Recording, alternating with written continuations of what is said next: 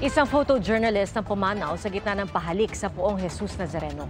Ayon po sa Incident Commander at Technical Advisor ng Simbahan ng Quiapo na si Alex Irasga. Inatake sa puso si Ito Son habang nagko-cover sa Quirino Grandstand.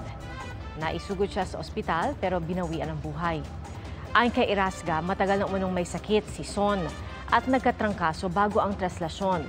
At ayon sa tagapagsalita ng Nazareno 2026 na si Father Robert Arellano, hindi itinuturing na direktang may kinalaman sa traslasyon ang pagkasawi ng mamamahayag.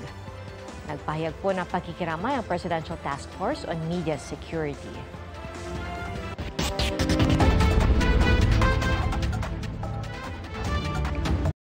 Mga kapuso, maging una sa saksi.